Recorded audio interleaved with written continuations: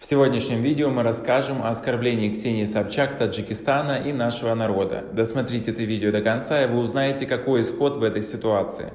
Подписывайтесь на наше обновление, чтобы быть в курсе о всех новинках на нашем канале. Ждем ваших комментариев. Ни для кого не секрет, что русские иногда ставят себя выше других народов. Возможно, это их натура. Не хотим никого оскорблять, но подобная ситуация все же случилась. И состоялась она в России на одной из церемоний награждения российских звезд.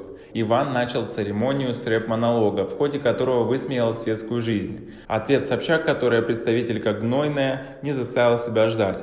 Кукла, одетая талантливым стилистом для экрана, хотя лук твой домашний, бомж из Таджикистана.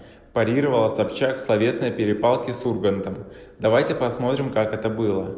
Браво, браво! Скажем спасибо этому действу на сцене. Это было так же беспомощно, как Жириновский с мальчиками в бассейне. Отдельное спасибо, Вань, тебе за этот словесный пассаж. Ты говоришь, что пытаешься вдохнуть в этот зал что-то свежее, но ты будто бы кот Петровского. Ты тупо насрал в Эрмитаж. Кому ты вешаешь лапшу на уши, бездарный поваренок из смака? Своими кулинарными экзерсисами ты поставил дело Белоцерковской раком.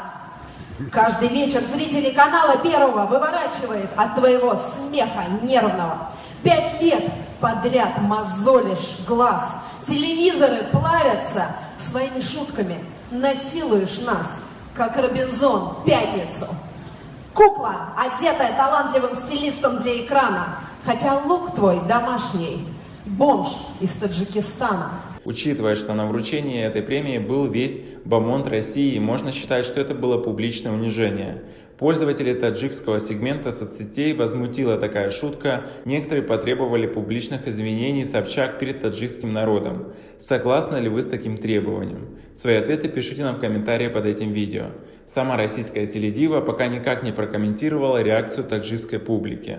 Не беспочвенно таджикский народ обижается на журналистку, ведь подобные мероприятия тщательно спланированы и никаких импровизаций там быть не могло. То есть вся эта история была целенаправленно создана, что никак не оправдывает и организаторов, которые таким образом оскорбили не только наш народ. А на этом у нас все. Оцените наше видео подпиской и лайком.